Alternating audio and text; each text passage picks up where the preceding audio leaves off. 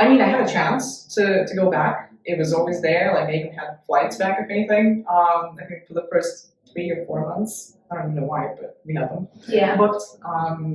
So yeah, the first few months, I was still indecisive on whether I should stay or not because it was just so difficult mentally on so many levels. And then I convinced myself to try, just to see. Because I'm like, I'm 18, right? It's like, and my mom's totally right. She was right at the time. She's like, now is a good time. Yeah. It's not going to be. There's never going to be a better time than when you're 18 and you're just starting out your life. Like, it doesn't matter where. Right. Because but you're 18, you already have a life. Yeah.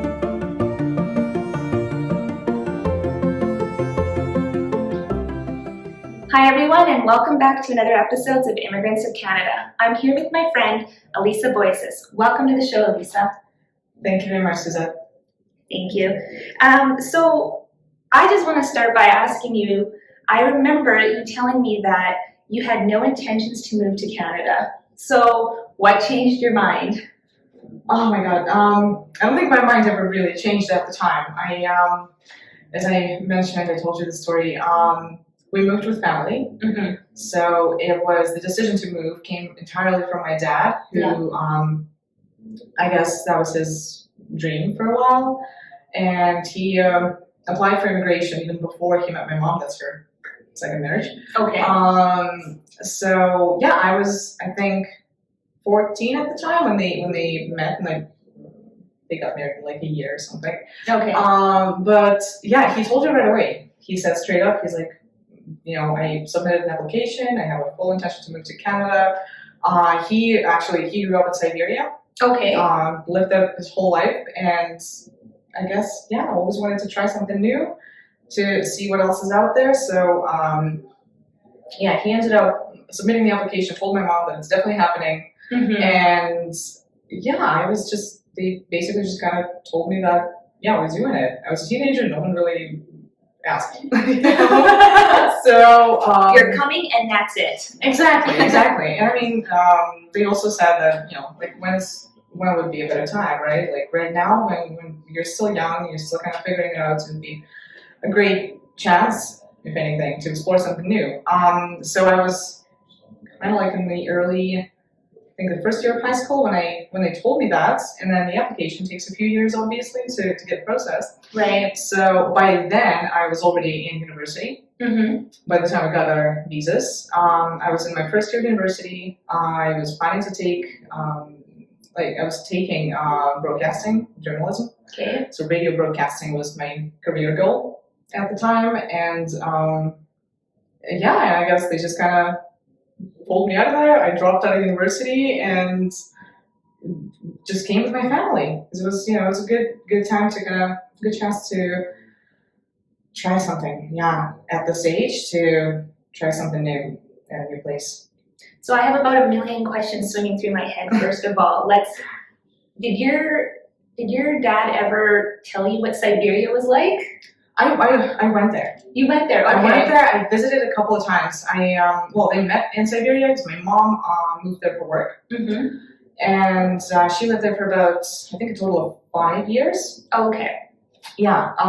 So I visited a couple of times. I visited in the summertime, like middle of July kind of thing, and in January. Okay. And January is pretty much Calgary, but without no worse than Calgary weather-wise.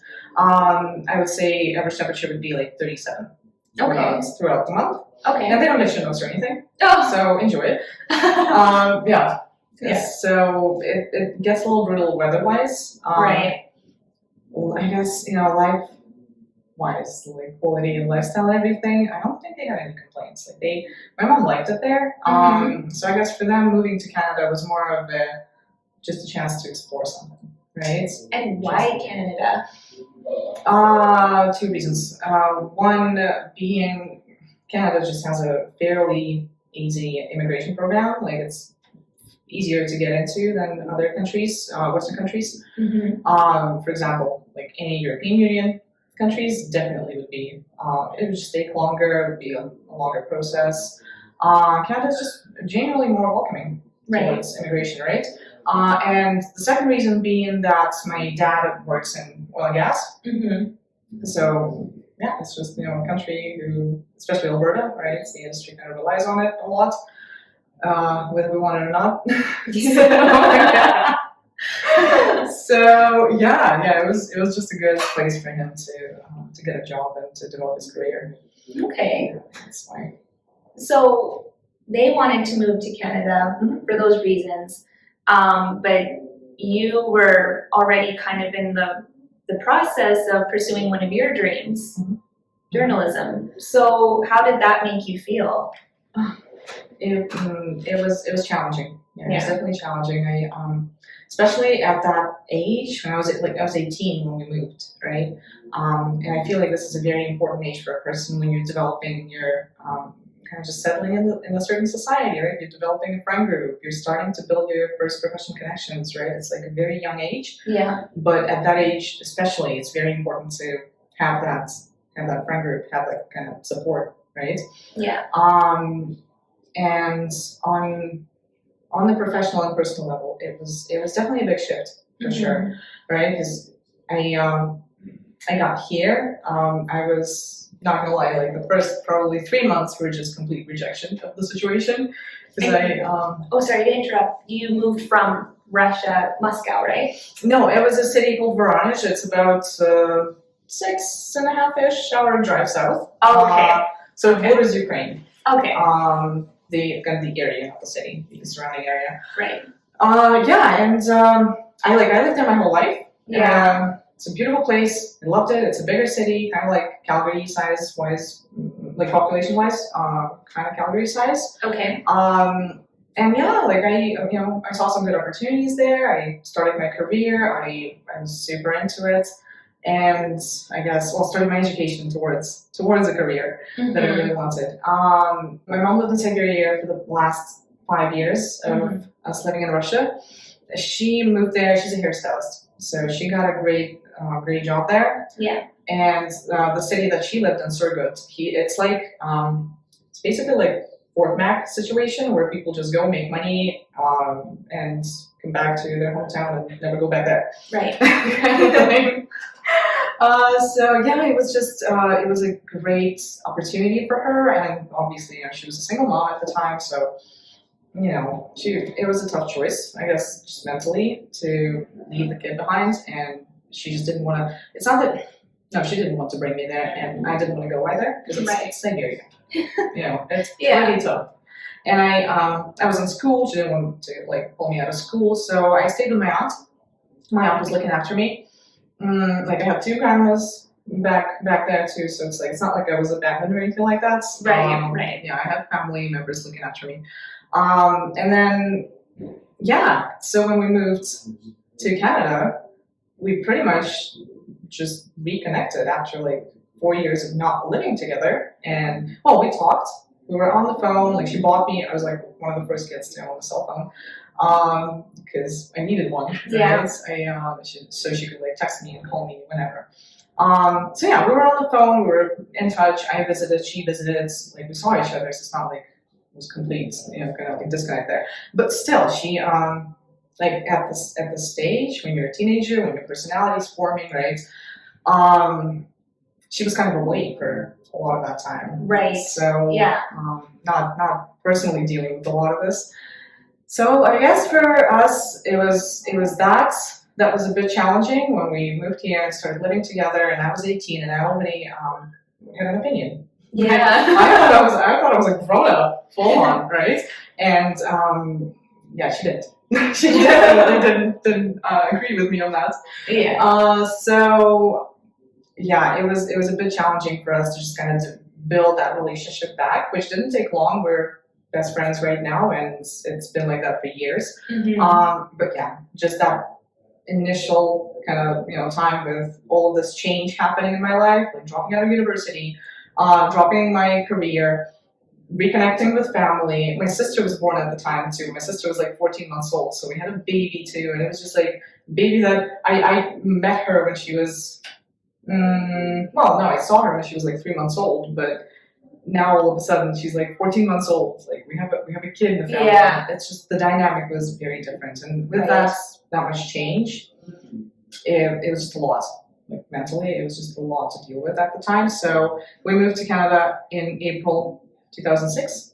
Okay. By February 2007, I was out. I moved to my own apartment. I'm like, that's it. You moved I need out, my own space. as in, like, you Just- moved out of your parents' place? Yes. Oh, okay. Yeah. No, I moved out of my parents' place. I'm like, that's it. I can't do this. Like, you meant like I moved back to Russia and then came back. I've been thinking about. I was thinking about it. I was thinking about it since we moved. Mm-hmm. The first 3 months, it was just like I said, it was full on rejection. I'm like, I don't want this. I don't like this. Yes. I don't want to be here. I miss my family. I miss my university. I miss my hometown and everything. And I mean, I had a chance to go back. It was always there. Like I even had flights back, if anything. I think for the first 3 or 4 months. I don't even know why, but we had them Yeah. booked. So yeah, the first few months, I was still indecisive on whether I should stay or not, because it was just so difficult mentally on so many levels. Mm-hmm. And then I convinced myself to try, just to see, because I'm like, I'm 18, right? It's like, and my mom's totally right. She was right at the time. She's like, now is a good time. Yeah. It's not going to be. There's never going to be a better time than when you're 18 and you're just starting out your life. She's like, it doesn't matter where. Right. Because but you're 18. You already have a life. Yeah, and it's hard. It's hard Right? I've heard it's hard to start over at that age, just because when you're 18, you're technically an adult. So you've got 18 years of experience or of life, as however you want to call it, and you've already formed your own opinions, your own values. Oh yeah. So it's kind of hard to give up that lifestyle. In a sense, it's like dying to self and starting again. Yeah, absolutely. And that's what it is for everyone. And of course, to me, a teenager at the time, I thought that I was going through like the toughest time of my life and everything. And now thinking back, like you just said this, like starting over. Like my mom started over at 38. Mm-hmm. You know? Like, Yeah. That's a bit different. She came here, she didn't speak English at all, like when she came here. Wow. Yeah, it was definitely difficult for her. But at the same time, you know, she managed. She saw this as a good chance. She saw this as a good place to, you know, for me to restart, for my sister to have a life, and yeah, she basically stayed for us. She did it for us, and now the more I think about it, the more like I think my mom had probably the toughest time, because she was also. I think we're both still very mentally kind of tied to Russia, to where we came from, right? Like there's a lot, like, you know, we love the culture. We speak Russian to each other at home, and yeah, I guess it was a bit tough for her to just give all that up. And she's also close with her family, so yeah, I don't know. I the more I think about it, the more the more appreciation I have for what my mom did. Yeah. Yeah. Well, and I was wondering, so what are the cultural differences between Russia and Canada? Oh, it's really, you know, there's a million differences. There's a million differences that I can like point out over the like 14 years here. Yeah. But that's not something you see right away. Mm-hmm. Like right away, I feel like we're, you know, I guess like where we come from, it's fairly Western in terms of the mentality, right? Right. And I guess I didn't experience that much of a cultural shock Mm-hmm. at the time. Plus, it was very much, as you know, an 18-year-old teenager in Russia in like mid 2000s. I was very much immersed into the Western culture at the time, in terms of the music, the movies, language, and everything. So like I started picking up English back there. Right. And yeah, it wasn't that much of a cultural shock to me. It's later on that I started noticing some differences in just how people communicate. Mm-hmm. Like I always say that the biggest difference to me between the Canadians and Russians is that Canadians are harder to make friends with, but easier to get along with. Yeah. Right? Yeah, I see what you're saying. Whereas the Russians are harder to get along with at first. At first they're like loud and intimidating and this and that, and very opinionated, very. So I guess intimidating is a good word. I've heard it a lot. So yeah, it's like that's kind of the first impression that we give out, but at the same time, like we're super easy to become friends with. You come over for dinner, we basically just give you everything we own. Because do you want this? Like you want the vase? The vase? Yeah, it's nice, I know. What? Yeah, exactly. Super welcoming. Yeah, we do that for sure. And I guess but that's again, I didn't notice that until a lot later. It had a lot to do with the fact that I started hanging out with the Russian community at first, just to kind of try to get accustomed to the new place, but kind of still being connected a little bit to where I'm from. And I mean, I still two of my very close friends are Russians.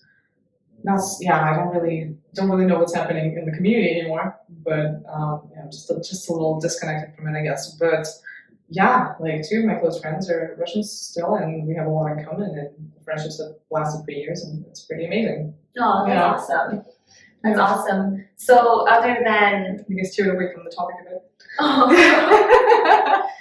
Other than the fact that, Canadians are a little bit more reserved, and Russians are intimidating at first, but once you get to know them, they're very welcoming. What other types of cultural differences, if you could just give one more example? I think a lot of that is just, for me, like the biggest one that I pointed out was about like communication and friendships. Other than that, I don't think it's really that hugely different to me. There's, there's a lot, but it's all revolving around just like different ways of expressing yourself, different ways of communicating. But it's nothing crucial. Like that's the only big one that stands out to me, because it was just very different to get used to. Yeah. Right, at first. But now I realize that I'm like, okay, all right, like we're just gonna work on it. We'll be friends. Eventually we'll be friends. We'll get there. But we'll just work on it, but I understand you need your time. But I honestly, I don't think I've ever struggled with any sort of cultural differences. That's probably why nothing comes to mind immediately. Right? I've made friends fairly quickly here. I did work on it, that's for sure. Like I said, I moved. I had some basics of some sort of spoken English skills, but I don't know. There was just like never enough practice back in Russia. I think I told you, like I took it in school, and they kind of give you the basics of like reading and writing. Most of the rest I picked up from just watching shows and listening to music. And I read books. But then again, never really got a chance to like actually practice spoken English until I moved here. Right. So how was that? Because there's a difference. I've spoken to other immigrants about this challenge before. You learn English in a classroom, and when you have to actually go to an English-speaking country, it's a whole other ballgame. Absolutely. So, absolutely. Plus, and that's also something I mentioned. I learned like the English that they taught us in school was very much British-based. So it's like your classic kind of BBC English that they taught us. And so I moved here, and I realized that the accent's different.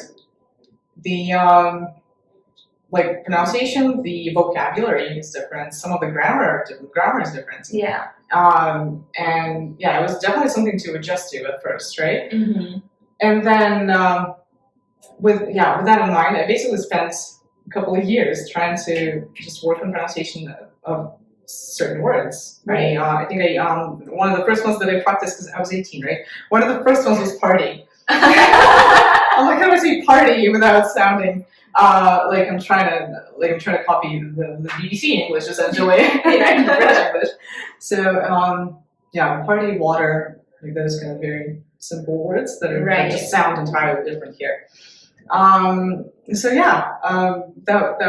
that, and then I think I guess my goal was right away. I'm like, I need to gain that speaking practice. I need to start talking to people, and just really work on that. So I started making friends. I got a job at a coffee shop, and try to just talk to the people I work with all the time, like, as much as I can. And that's another thing, actually, that I really appreciated about Canadians at the time. They're very patient. Yeah. Super patient. It might be the habit, because there's just so many immigrants here. Right. Like, I noticed that with myself now. I'm like, I'm gonna sit there and listen. Like, the person will get there. Yeah, they'll get there when they get there. Exactly. But it's like, the patience was incredible. The fact that they were willing to like talk to me and help me and like help me figure out grammar, finish sentences for me sometimes, just to kind of help me get used to it, right? Yeah. That I'm super grateful for that. Yeah. That is definitely. That's very much of a characteristic of Canadians to me. Like, just being very helpful and patient and like, caring, really caring. So like for the other person, just to help them. Right. Yeah, that was really nice. So yeah, I guess that's the kind of like adjustments to language. They didn't take long, but yeah, eventually, just the more you speak, the better it gets. Well, you told me something really. Well, I found it quite endearing when we were chatting in our introductory meeting. You learned English with the help of friends in Harry Potter. Is that right? Yeah. Oh yes, that's right. That's right. Yeah, absolutely. And by friends, I don't mean my friends. We mean the good old TV show. Absolutely. At first, I think we moved when we moved here, we even had friends like running on TV, and we would watch it with subtitles just to kind of again get used to the pronunciation of words.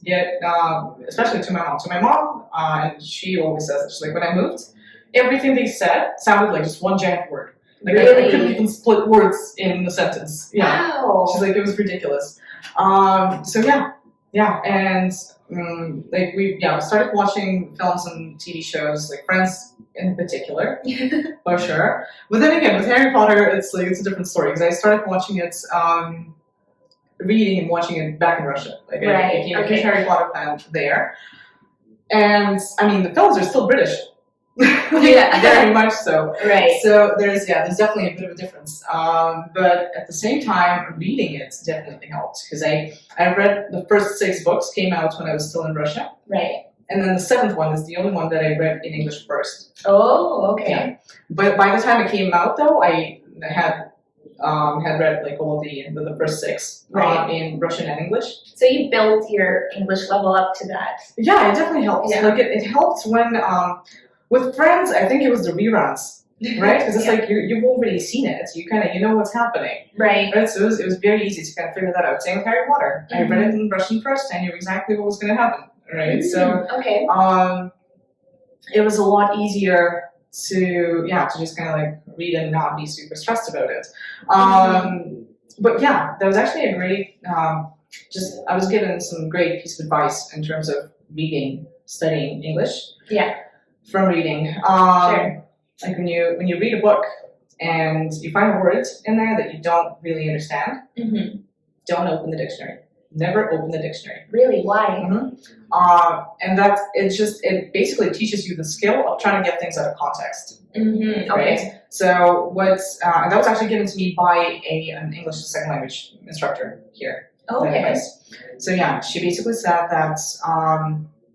She's like, if you meet this word, if you see this word again in the book, by the 5th time you see it, you'll probably know what it means, right? You'll get it out of context. Yeah. If this is going to be the only instance of this word in this book, she's like, the likelihood is you're probably not going to need it for a while, so it really doesn't matter, right? What it means, because sometimes you meet those like description of landscapes and nature that's like they are important, eventually. Yeah. But like when you just starting to get used to, just like that comprehension of reading and spoken English. Like you don't need this. Like just try to get things out of context, because that's your goal right now. Because you're not gonna know, like your vocabulary is just not gonna be where you want it to be for a couple of years, likely. Right. Yeah. So just try to learn to get things out of context, and that was probably the greatest piece of advice in terms of learning English that I got at the time, because it really helped. Yeah. And I started reading. I'm like.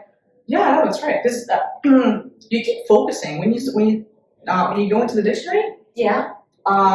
You also keep switching from English to your first language. I wanted to ask about that because I've heard of, okay, you've got your native language in your head, and then you have to speak your non-native language in your everyday That life. doesn't work. Okay, and then when does it become your brain switching to English? You don't know? I don't know. I knew you were going to ask that. But I have no idea when that happens. I can't point it was out. a natural thing then. I think so. Your brain just gets used to it, and you realize that there is no way you can. Well, it's just not how it works. Like you can't think in one language because when you think in one language, you start building your sentences using the grammar of that language. Mm-hmm.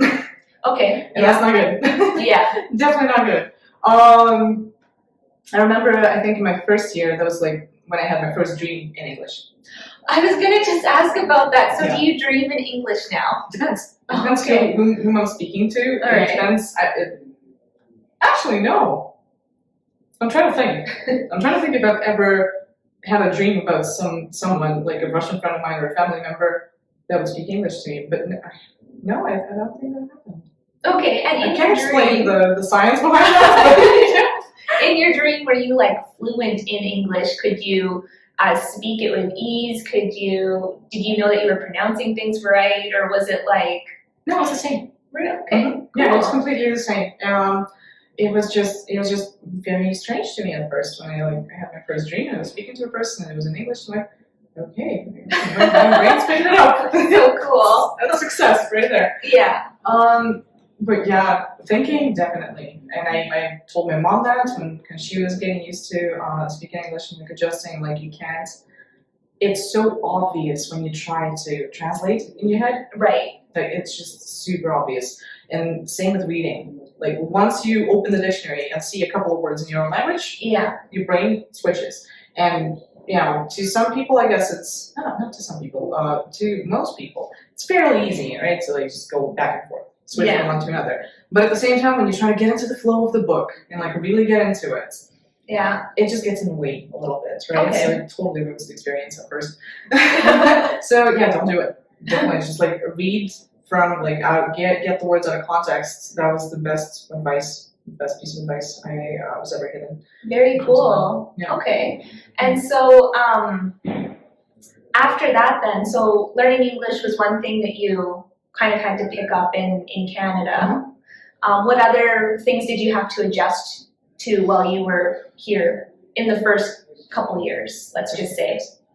Okay, well, like my education was a big thing. Okay. Because I dropped out of radio broadcasting, and it just so happens that on the radio, it's kind of important that you speak well, in the language that they typically speak. Right. So that was a bit of an issue there. I'm like, okay, that career is pretty much buried. Mm-hmm. Well, I mean, nothing says I can't restart at 40. Right. But, at that time, I'm like, okay, that's it. We need to find something new. Yeah. Need to come up with something, need to get some ideas. So what happened was I met a couple of people in Calgary Okay. who were both web designers and developers. Okay. And they just suggested, they're like, well, why don't you try? Why don't you, I think they had, one of them had a client project that needed design. Okay. And he's like, well, yeah, you're artistic, you're creative, you're talented, you might as well, try to play with it a bit. Yeah. So it was very nice and generous of him, but he taught me the kind of the basics of website design layouts. I did it Okay. for one client. It was god awful. Just thinking back right now, oh my god, it was actually commercial work. But you've got to start somewhere. So I kind of started playing with that a little bit. Got into learning some basics of HTML, CSS, coding, graphic design, and it just kind of started picking up. I got a job at a small company doing junior web designer. Basically, that was a position. So it was designing layouts, designing user interfaces, which I learned a lot there in about a year that I worked there. But then 2008 hit. Oh yeah. And company shut down it was like 45 minutes from the point when they told us that they're shutting down to when we were out of the office. Oh, okay. Yeah, they're like, hey guys, see you. Bye-bye. Yeah. So the entire company just got up and left. Okay. It wasn't a big company, but not giant, but still I would say just our office. I don't remember at this point, but I think it was about 30, 40 people office. Okay. Yeah. All right. And yeah, they just came in and asked us to Shoot you free out. up the space. Oh. Yeah. And from then on, that was when I lost any sort of faith in job security, in the concept of job security. Did you originally see Canada as a place where there was opportunity and job security, or? I don't believe in job security at all. No? I don't know if I did at the time. No, I just think that any job is ultimately a business for the company owner, Right. and it might happen. Like no one predicted COVID. No one predicted what happened in 2008. Like things just happen. Right. So yeah, I think that was a good lesson. That was a good wake up call for me to start relying on myself Okay. a little more. And did I think that Canada was a place? Yes, in the sense of I think it's mostly coming from my dad.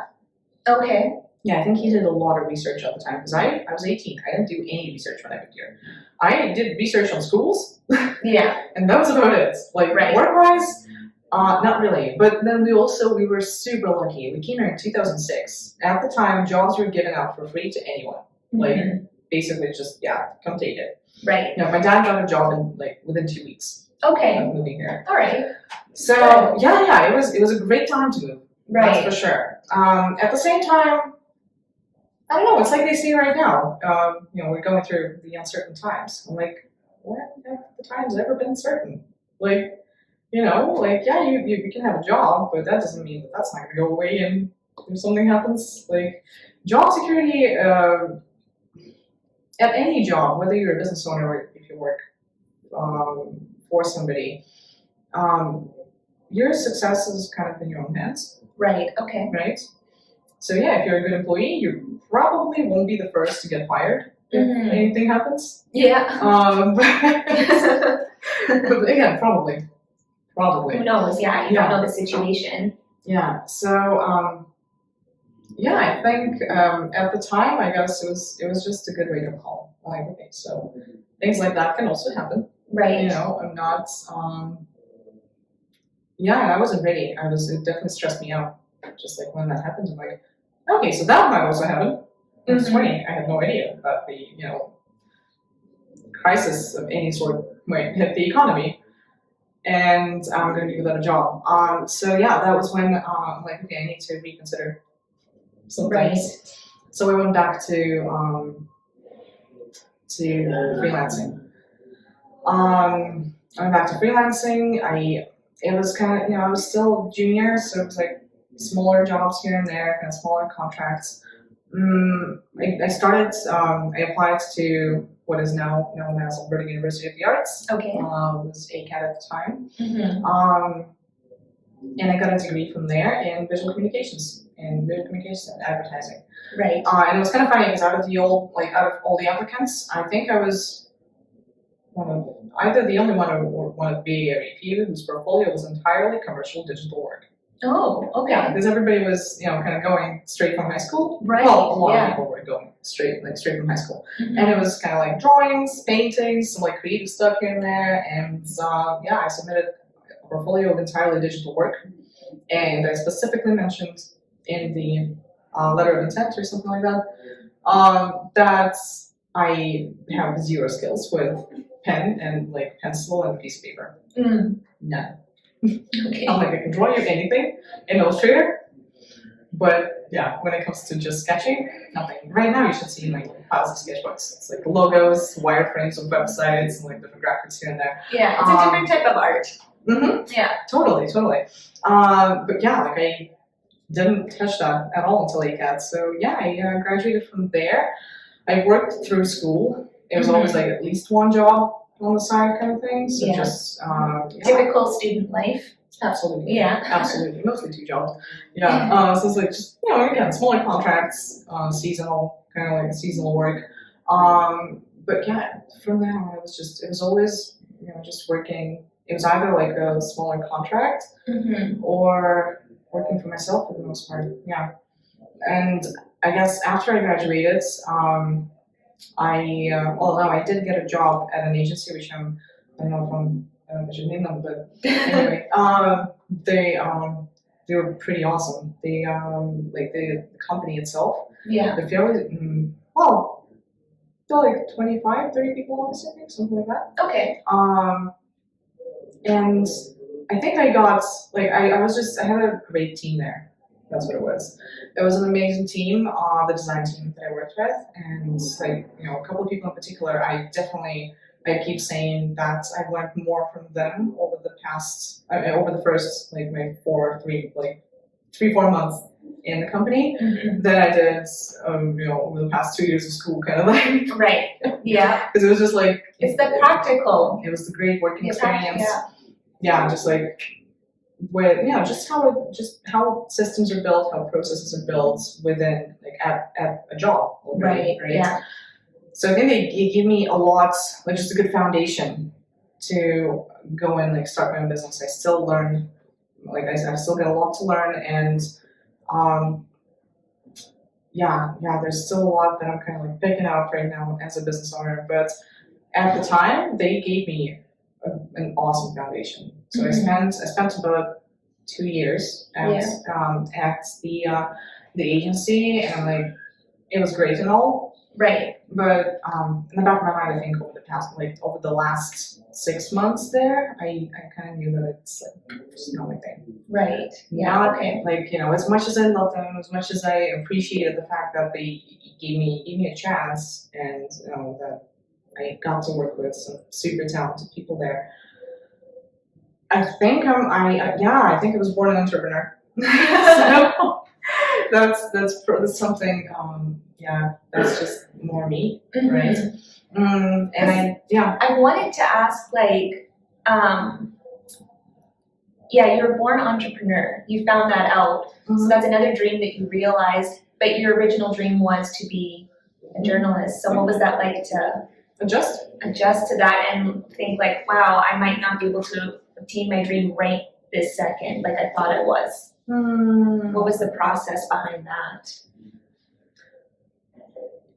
I mean, it was challenging. It was challenging mentally, for sure. Because I really liked it. I really wanted it. I really wanted to get that job. I had a bit of a dream in mind that right now even seems a little silly, but I had a goal. Yeah. I had a particular radio station that I wanted to work at, and I really, really wanted this. So I guess I was a bit lost for sure. At first, because I was so good at that. Right. When I started, I was one of the best students, and I passed my high school exams like that. I started taking journalism classes and courses to enter university in my last year of high school. So I was already in there. I really loved it. It was just something I really liked doing. And I used to write a lot too. Because that's just what a journalist does, kind of thing, for practice. So I used to write more of a, blog format right now, but then there were some occasional kind of short stories and everything. I just really liked it. Yeah. And then I moved here and I stopped. Well, and for the obvious reasons of if you want to be a journalist, you have to communicate well in English, and it's not even yes, but not only that, there's also culture history. Okay. Right? If you want to be a good journalist, and I didn't want to be a mediocre journalist, you should be very much aware of what's happening, pop culture references, history references. You need to know all of that about the country, the audience that you're speaking to. Right? Okay. As a journalist, and then I realized that I could learn, but it just seemed like something impossible at the time, because it was like, for me, like you said, I had 18 years of experience. Yeah. 18 years of living in the culture. Right. Yeah. And all of a sudden, I'm like, I'm here and I know nothing. Yeah. Right? It's like people bring up cartoons that they watched, like kids shows, right? When that they watched when they were kids, and I'm like, because they're different in Russia. Then it's not universal. Disney is. Disney is okay. Yeah, Disney always is universal. And like a couple of things here and there, obviously. But yeah, like kids shows was a big one. That I'm like, I literally don't know a single one.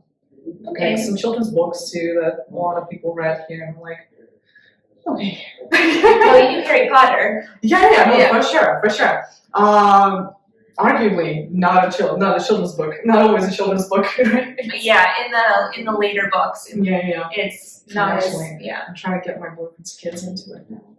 Okay. I told him it's gonna happen. They don't know about it yet, but it's gonna happen. Right. They're 8 and 6, so I'm like, perfect age. Well, I think the first book, I was studying it in university, and the first book was intended for kids age 10. Mm-hmm. So yeah, exactly. Yeah. I think I picked them up a bit later. I think I was 13. Okay. Like it took a bit, I think, for them to get translated, for them to get like advertised a little bit and get popular in Russia. But entirely different story. So yeah, that was the biggest disconnect for me, because I even like TV personalities, you know how many of them are there that that are completely random. You have no idea what they do. You just know them because they're on TV. Yeah. And they've been on TV your whole life. Mm-hmm. And I mean, my knowledge of that kind of just, when I moved here, didn't really go very far past like Oprah. Okay. And Ellen, Dr. Phil, and a couple other people kind of thing, right? Mm-hmm. But again, being a journalist, like you're supposed to know all of these things. You're supposed to be in tune with the culture, basically, right? And you should know who you're speaking to. So I realized that would just take another 18 years to catch up to, or at least 10. So like, that's why I'm like, we should reconsider. It was really stressful. I hated it. I hated the idea of doing it, but at the same time, it's like, if I want to stay here, if I want to succeed here, like I should probably not make it that difficult, right? Yeah. So I should try to find an easier way to do this. Mm-hmm. Well, you still picked a pretty difficult path. Like, that's the irony of it all. You picked a difficult path. You decided to become an entrepreneur. And that's your in the natural creative field. Yeah, exactly. So the joke is on you, my friend. That is very true. I never thought of it that way. That is super true. But that's just, oh my God. I don't think I could do anything else, because I considered my mom. My mom always told me that I should try, teaching, like being an instructor or a teacher.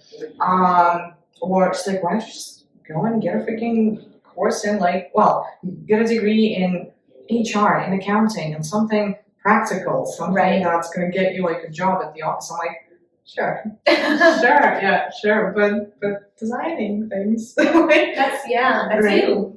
No, I just naturally kind of drifted towards it, and I ended up in the creative field, and I absolutely love it. Zero regrets there, for sure. I don't know. I thought of it, like I said at the time, like maybe it's a good idea, but I don't think it was natural. It didn't seem natural to me, because I'm like, I've always been a creative person. Like I'm a musician as well. So with all of that, I think it just naturally came to me. I'm like, I need a job in the creative field, and it's kind of interesting because I don't even think of design, like especially user interface design, which is my main specialty, as something super hugely creative. Okay. Even though it is, like obviously it falls under the category of creative professions and everything. At the same time, it's a different type of creativity. It's not very. It is creative. It's just a different type of creativity. It's not artistic. Not always artistic. Because it's very structured. right? You're working with website design. You have the functionality in mind. That's first and foremost, right? So you always think of that. Now with like 3 million devices and again 5 million browsers on top of that, you always figure out like whom you're doing this for, right? Who's going to look at it, how it's going to work on this and that, like and like in different scenarios. So it's hugely technical. Plus, I had to pick up coding. Some of it. Basic. I'm not super good at it, but I can. Like I can go into like some basic HTML, CSS, and change some, change a few things, write some new things. I coded one website from scratch. Wow. Biggest mistake in my life. I'm doing it again. It works. It's out there. It's looking great, but I'm never doing this again. Wow, my hat's off to you. That sounds. Thank you. Sounds like a time. It was it was a bit of a struggle, but I enjoyed it. I mean, I love everything I do, and I do love the technical aspects of it as well. Right? Right. And that's why I almost like saying that it's really not that artistic and creative, right? There's a lot of technical thinking behind it. Yeah, it's like a nice balance between the technical, logical aspect, and then you've got your creative outlet as well. So it's the perfect combination. It is a perfect combination, and I think it really, somehow I just ended up choosing the profession that really fits my personality in that sense too. Right. Because, being that creative person, I'm also ridiculously organized, like very structured. Color-coded wardrobe. I'm not kidding. Color-coded, organized by the length of the sleeve too, like all my shirts and everything. Really? Yeah, everything's on hangers. Impressive. It's very impressive. Thankfully, I'm also not the type of person to, I'm not naggy about it, so anybody who I share space with, they don't really hear that from me. Okay, They need to live that way too. But yeah, when I'm when I live by myself, I live in a show home. Yeah, so it's just something I do naturally. Again, it's nothing that I try to do. I just like it. Like I tidy up as I go. Like when I cook, everything kind of just gets cleaned immediately as I go. So it's just the nature. I don't know how that happens, but that's that profession, like working in user interface design. Yeah. It just fits my personality on so many different levels. Yeah. It's amazing. So I was lucky. I have no idea how that happened, but I lucked out choosing something that fits it. Well, and just kind of, I'm thinking about how you got into this entrepreneurial path. Like, it's because you were working at an agency, and then kind of it led you this way. So in a way, like I said before, you birthed a new dream, and now what are the fruits of that? Like, can you describe that? With just being an entrepreneur, I think I never really considered that because my mom is an entrepreneur. Right. She's a hairstylist. She works for herself. Loves it. Told me to never do it. Okay. Many times. Yeah. She's like, don't do it. It's too much. It's just too stressful. And I guess, I don't know. I never even reconsidered getting a job again. Like, never even thought of it. What happened was, like, after my agency job, I think I took a couple of months to travel a little bit, and just to kind of just reconsider, plan things out, like think of the next steps. And then I got back from, I traveled around Europe. And I got back and I found a couple of contracts. Both are in design. Right. And they were basically both full-time contracts. So I was working from 7 in the morning until 11 in the evening for months. It was fun. Okay.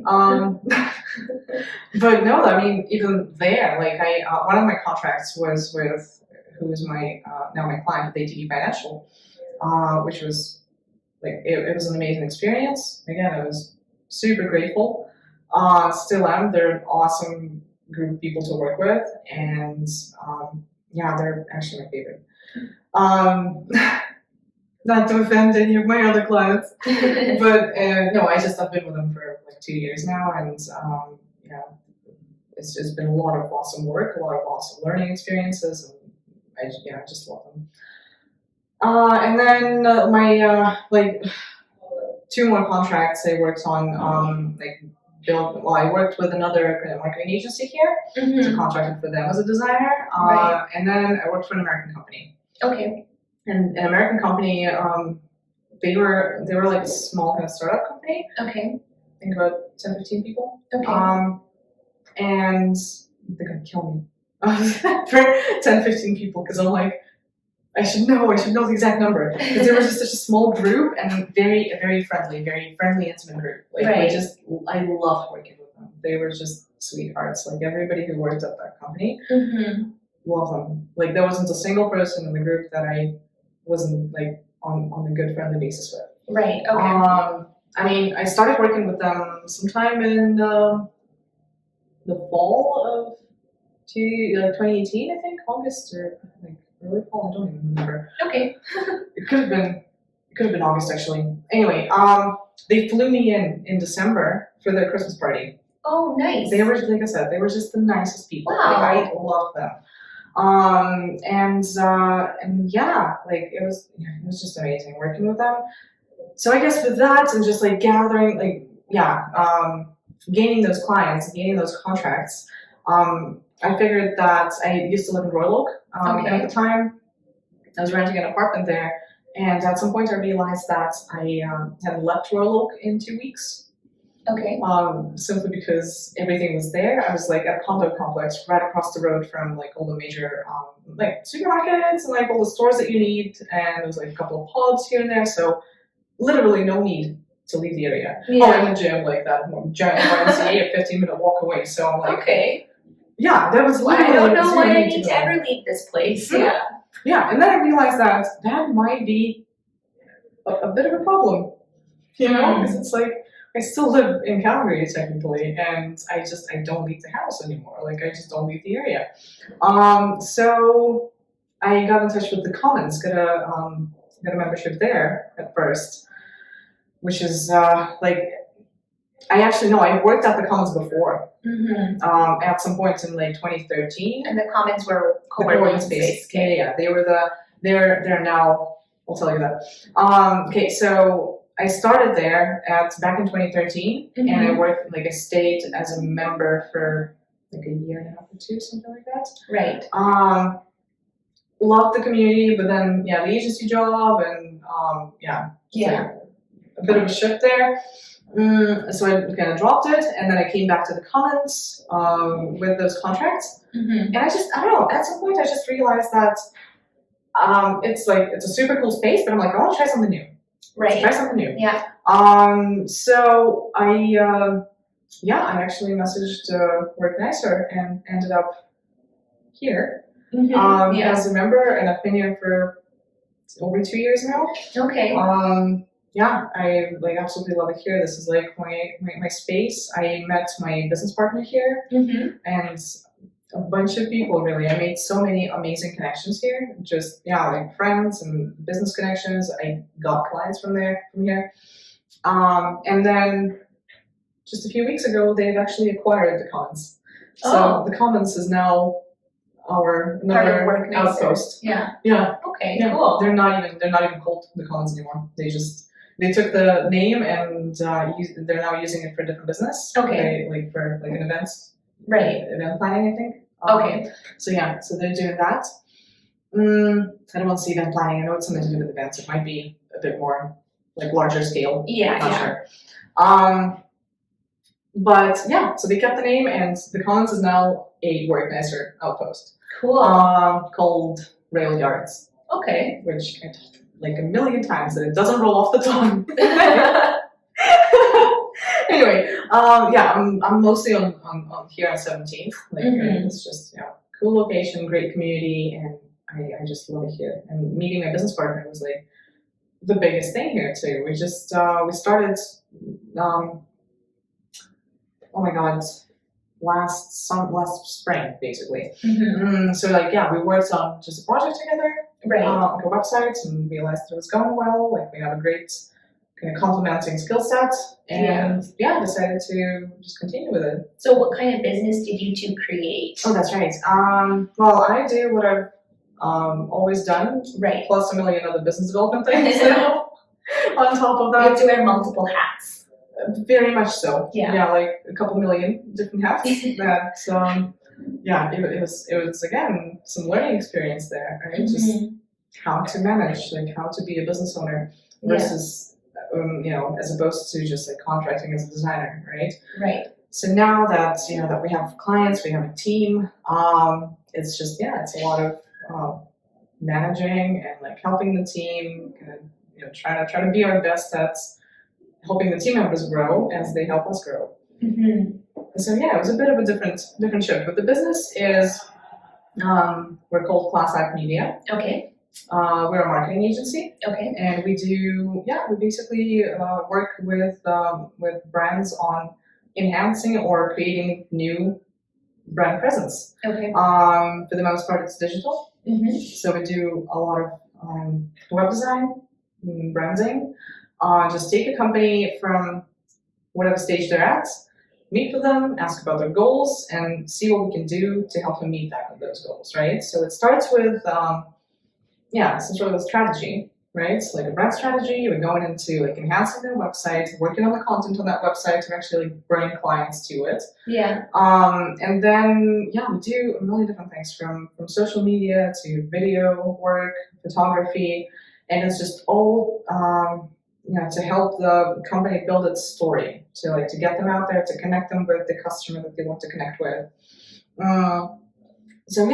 We basically do that's what we do. We just take a company and bring them business through digital presence. Okay. Yeah. Cool. Yeah, it is super cool. I don't know how that happens 14 years later, but that's awesome. It's cool how life sort of takes you in that direction. Mm-hmm. Now that you're in this position, can you ever see yourself maybe doing journalism again, or is that something that's off the shelf completely? Oh my God. That's a difficult question. Because that's something like writing, I still love it. Yeah. But my business partner, Angelica, she's got a degree in that. She's got a degree in English. Okay. And she's an amazing writer. Okay. Like an exceptional writer. She's basically responsible for the content that Okay. we produce. Yeah. And I'm just like, how many more years am I gonna need to catch up to that? Because she's pretty great. Not to say that I can't. I like writing. It's just like she's definitely she's very educated. She knows exactly what she's doing. And right now I'm looking at her and I'm like, do I even need this in my life? Like this profession, this writing skill, right? Mm-hmm. So like she's so freaking good at it. Like why would I? I don't know. Okay, no. Well, actually, you know what we'll do? I'll tell you what I thought of earlier when I mentioned that I might restart at 40, right? And then in the back of my mind, I'm like, why am I saying this? I don't believe in this stuff. Because I know a lot of people who restarted careers at like a later age, and it's just like personally, it is the complete opposite of what I would ever do to myself, simply because like in like later stages in life, if you go get a degree, you certainly can.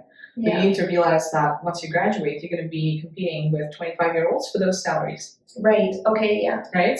And that's just something that I can't see myself doing. Yeah. I've already put in so much work into. Like it makes sense for people who just haven't been able to find themselves in anything else, right? Like that's when you're just like, hey, screw it. I'm just gonna go back to like this or try something new.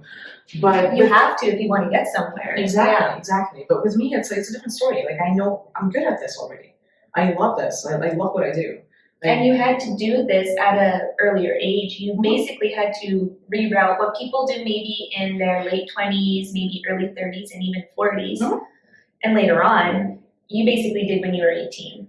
Pretty much. So for you, it doesn't make sense then, right? Exactly. And I really, really do love this. Like and I thought of it. I mean, we all deal with like giant imposter syndrome at our jobs. It's completely normal.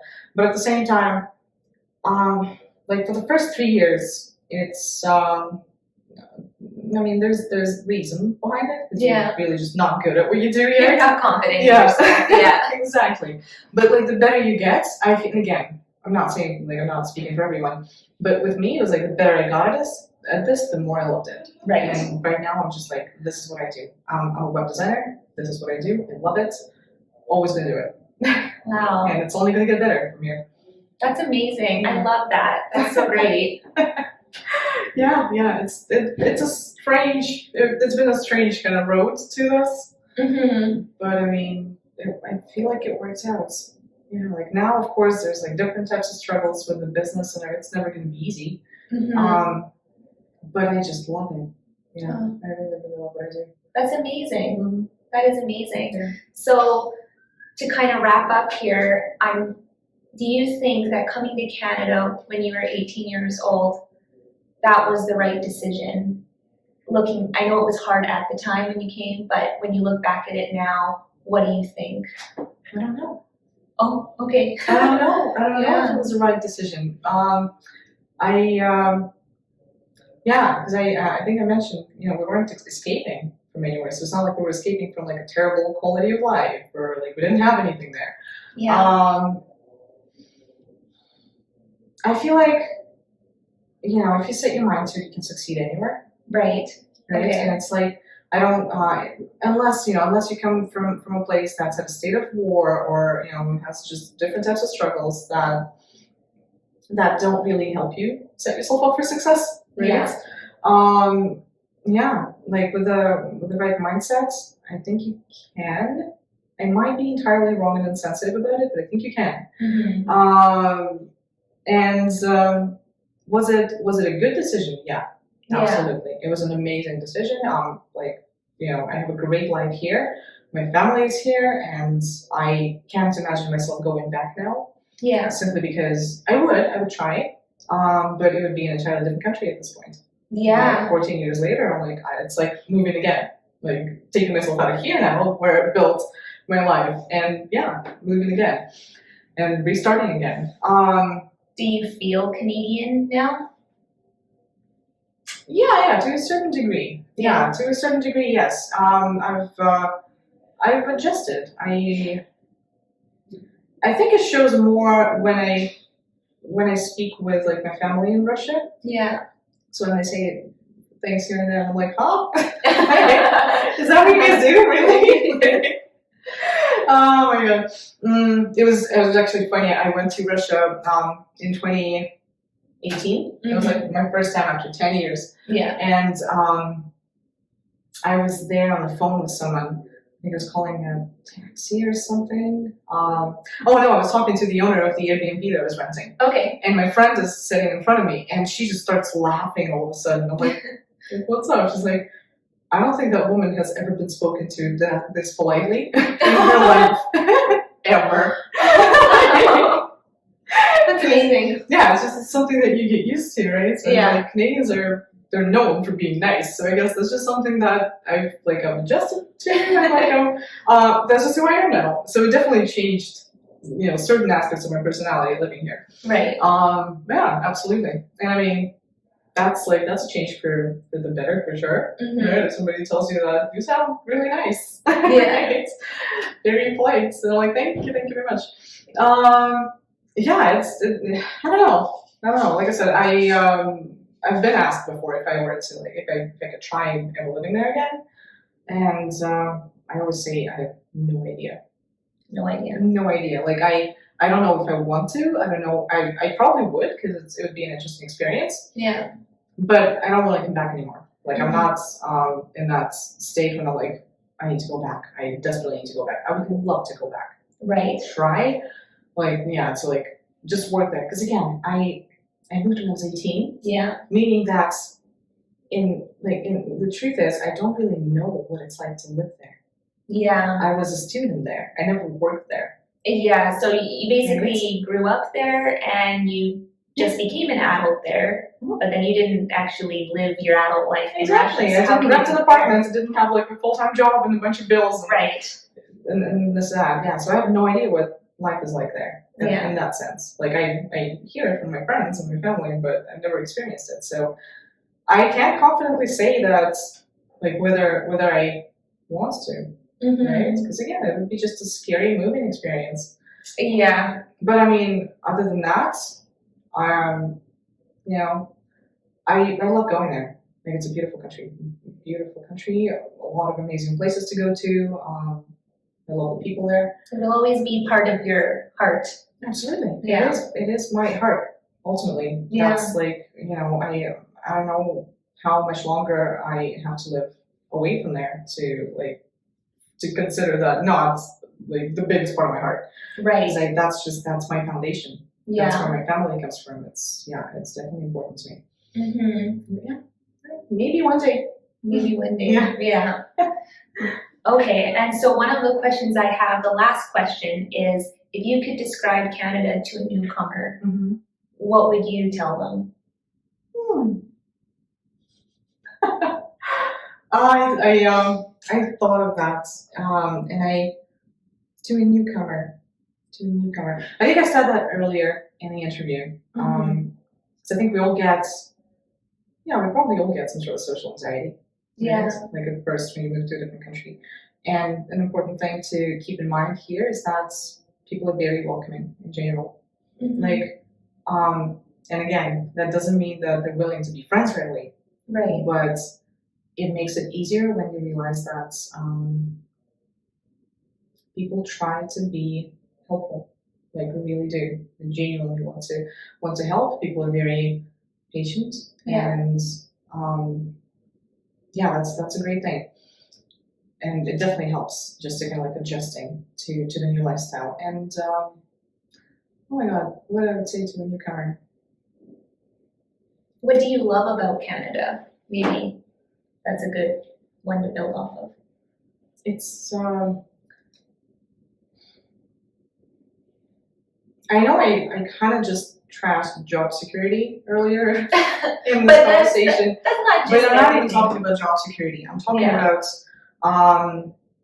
just with the government, with the system here, with the healthcare and everything. You feel like you live in a place where you're never going to be left figuring out life on your own. Yeah, there's always help. Yeah, there's always, and that is huge. That is huge in terms of just like financial support, in terms of healthcare, in terms of the society in general. Like you feel safer here for sure. In that sense, like it's a good place to live to if you want to feel taken care of. Yeah. In a sense, like of course it's that's another thing actually that I told my Russian, like my friends in Russia, my family in Russia. I feel like here people also work 3 times harder. Than in Russia. Yes. Okay. Yeah, and is that an admirable quality or? What do you amazing. Yeah. It's just tougher. Yeah, it's a lot harder because I think that's just what it is. People are just really dedicated to what they do, very career focused and everything, and it shows. And I think that's how you achieve a successful society. Yeah. Right? When you try to build a society with that in mind, when you want everyone to be successful individually. Okay. To build a collectively successful society. So yeah, and I told it to my friends like many times that Canadians definitely work like 3 times harder than anyone in Russia. Okay. And it shows. And it shows, and this is why we get the benefits. The financial benefits that like a sense of more or less security. Okay. Yeah. Cool. Well, thank you so much for chatting with me today. And if people want to, look at your website or something, where can they find you? Classact.media. Classact.media. Okay. Sounds good. Yeah, same with Instagram, Classact Media. And Alisa Boysis, always also on Instagram. I'm very willing to connect and chat. Okay, that sounds good. I'll leave that in the show notes. Yes, thank you very much, Suzanne. All right, thank you, Alisa. Hey everyone, and thanks for watching. If you like this story and want to listen to more inspiring immigrant stories, make sure you subscribe and click that notification bell.